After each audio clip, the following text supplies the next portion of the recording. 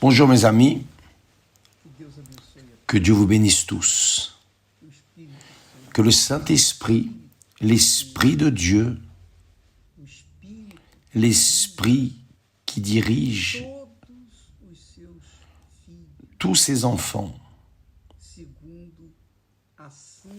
selon la sainte parole de Dieu, qu'ils viennent aussi vous conduire, spécialement vous qui nous regardez en ce moment, que l'Esprit de Dieu vienne vous conduire, qu'il vienne vous conduire, pour que vous sachiez, ayez conscience, ayez du discernement de la volonté de Dieu pour votre vie. Pensez avec moi juste un peu. Vous savez que toutes les choses ont été créées par Dieu. Tout le monde a été créé par Dieu. Le monde a été créé par Dieu. Tout ce qui existe a été créé par Dieu. Imaginez, qu'est-ce que Dieu a utilisé pour créer toutes les choses avec perfection? Il a juste utilisé sa parole, juste la parole. La parole, il a parlé et les choses qui n'existaient pas sont venues à l'existence à cause du pouvoir, de la grandeur, de la gloire, de la majesté de sa parole. Maintenant, vous imaginez, mes amis, vous imaginez cette parole qui a créé toutes les choses entrer en vous. Vous imaginez comment sera votre vie, peu importe à quel point elle a été amère, peu importe tout ce qui vous est arrivé jusqu'ici. Mais à partir de maintenant, lorsque vous écoutez la parole de Dieu et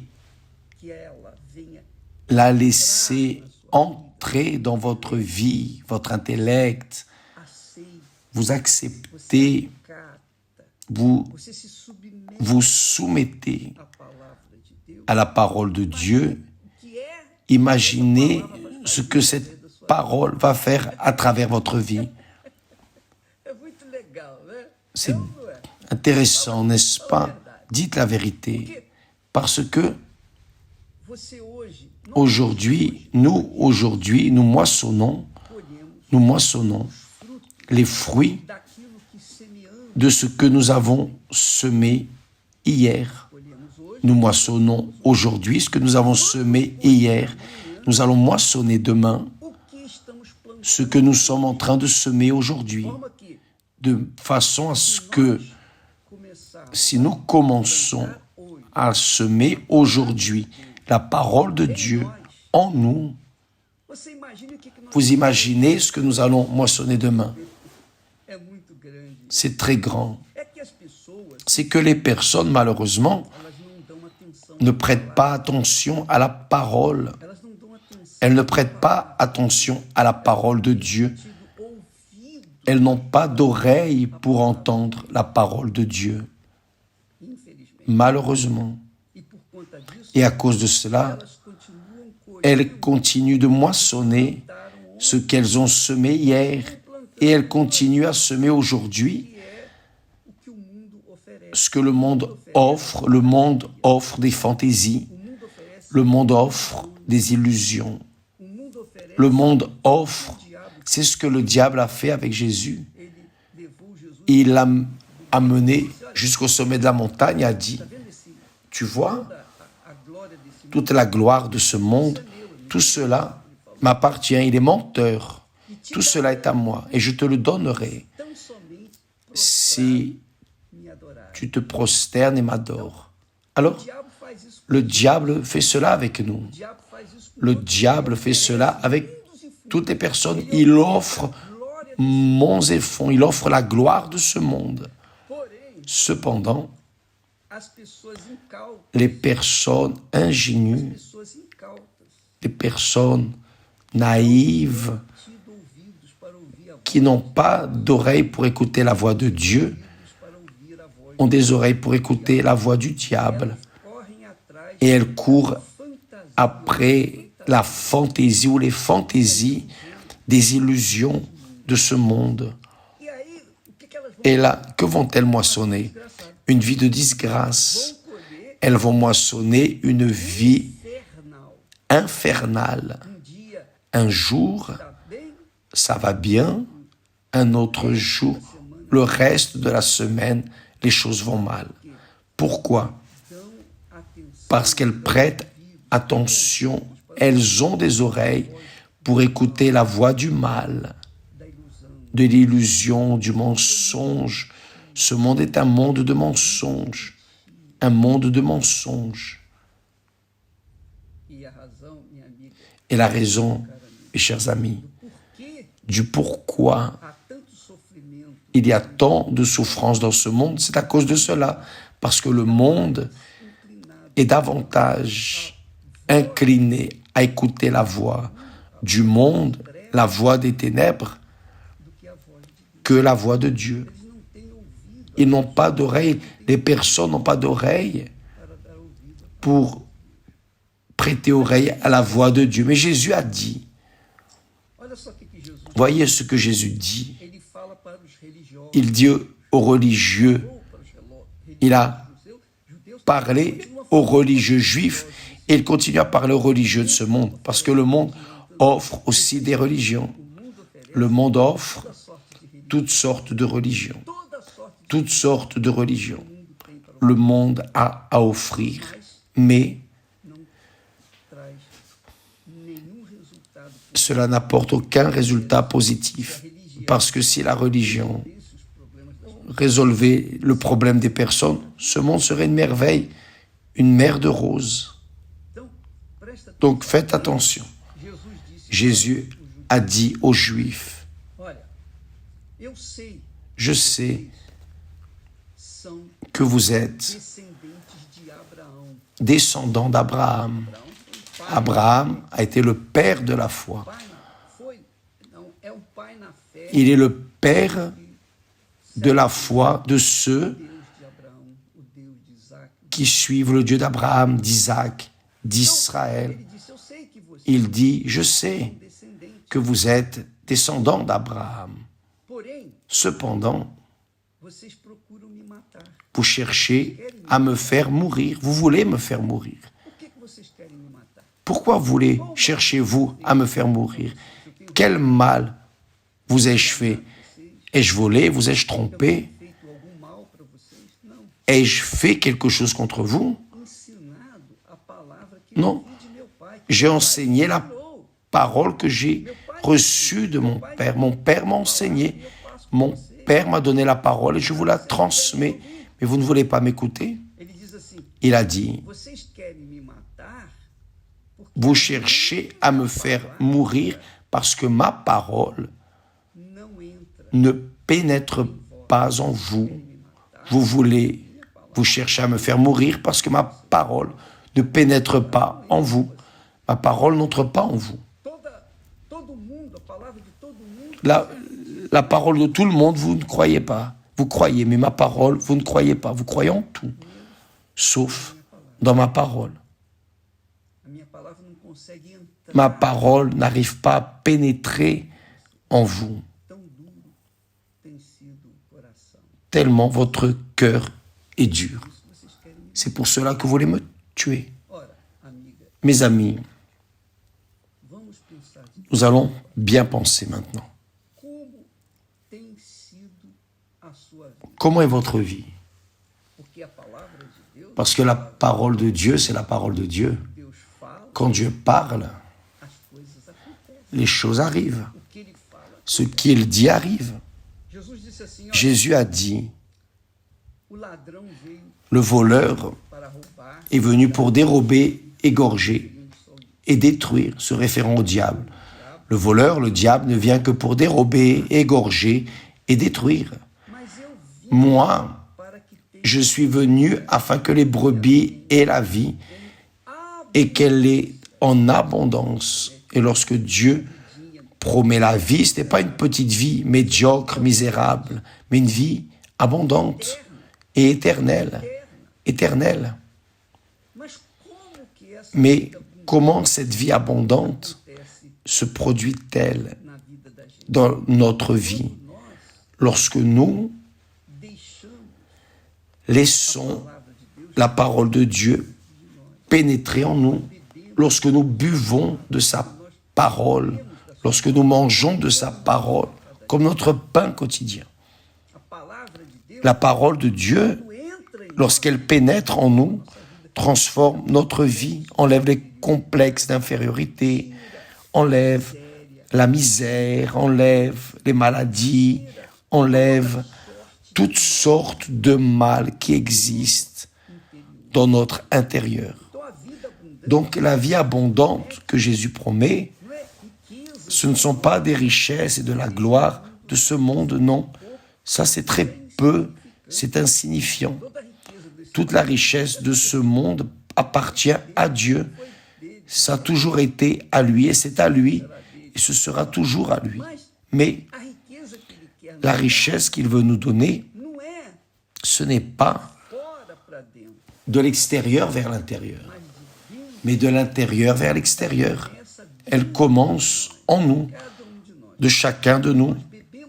Lorsque nous buvons de sa parole, nous avons la richesse de Dieu en nous. Sa parole, le secret de Dieu en nous, sa parole. Et alors, les choses arrivent en nous.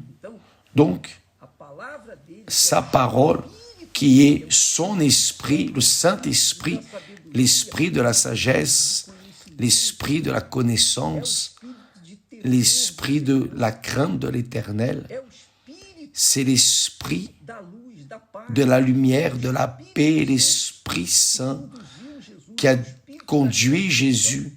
C'est l'esprit de la résurrection. Quand il entre en nous, qui est sa parole, alors il en fait engendrer en nous une vie nouvelle, abondante et éternelle. Donc cela ne coûte rien. Personne ne doit payer pour avoir cette parole en soi. Il suffit de croire, d'accepter, de se soumettre, sa vie à cette parole, obéir à cette parole. Donc les Juifs avaient la connaissance de la parole, mais ils étaient tellement aveugles à cause de leur péché qu'ils continuaient à suivre les traditions religieuses. Ils continuaient à obéir seulement aux choses qui étaient simples et faciles à faire. Par exemple, fêter la Pâque, garder le sabbat et d'autres choses en plus. Ils continuent à le faire. Mais la parole de Dieu, dans son essence, ne pénétrait pas en eux, ils ne comprenaient pas. Et c'est la parole qui amène la vie et la vie en abondance que Jésus promet. Lorsqu'elle entre en nous, nous avons la vie, nous sommes délivrés de nos faiblesses émotionnelles, spirituelles. Nous sommes délivrés des pensées confuses, de doutes, de peur, tout ressentiment. Nous sommes libres des pensées de faiblesse, de débilité. Nous sommes délivrés de la chance, du hasard. La chance et le hasard, c'est la même chose. La source est la même. Nous sommes délivrés de ces choses insignifiantes qui dirigent, conduisent la vie des personnes. Parce que les personnes, par exemple, les personnes qui vivent sur la base de la chance, jouent à la loterie, essayent de gagner dans les jeux de chance, et s'ils gagnent une fois, c'est la disgrâce de leur vie, parce qu'ils perdent l'espérance. Ils n'ont plus confiance dans la chance, dans le jeu. Ils commencent à dépenser. Et quand cela finit, parce que lorsque l'argent vient facile, il part facile aussi, il part facilement. Les personnes, malheureusement, vivent en train de courir après le vent sur la base de la chance et n'ont jamais une vie de qualité abondante que Jésus promet, parce que ces gens courent après la chance. Ils veulent voir pour croire. Mais qui boit de la parole de Dieu croit. D'abord, il croit et ensuite il voit la différence entre ceux qui croient et ceux qui ne croient pas vraiment. Mes amis, Jésus vous révèle maintenant, cet instant. Écoutez ma parole, écoutez ma voix, qui est la voix du Saint-Esprit. Écoutez ma voix, et vous mangerez le meilleur de cette terre, le meilleur du pays. Dieu promet toujours le meilleur de tout pour nous.